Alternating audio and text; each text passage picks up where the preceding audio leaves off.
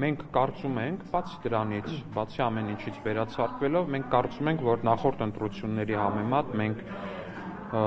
շատ մեծածավալ աշխատանք ենք կատարել ու այդ աշխատանքը նաև պիտի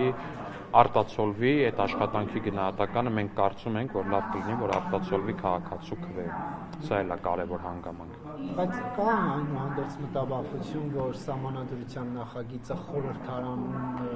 հավանության չարժանանալու ռիսկ կարող է առաջանալ եւ այդ պարագայում իշխանությունները ինչ են անելու։ Հաշվի առնելով, որ արտաքին Կներեք, ես բանը այդ ընտրական կանխատեսումներ անելը տոկոսային հարաբերություն եւ այլն, ինչպես կլինի, այս մեկը ինչ կլինի, այն մեկը ոնց կլինի, ինչպես կլինի, ես դրա էլ կշարժվենք առաջ,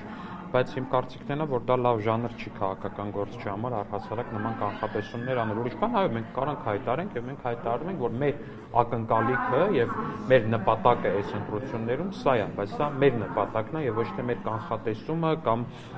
մեր, չգիտեմ, երաշխավորված ինչ-որ մի բան։ Սա մեր ակնկալիքն է եւ մեր նպատակը այս ընտրություններում։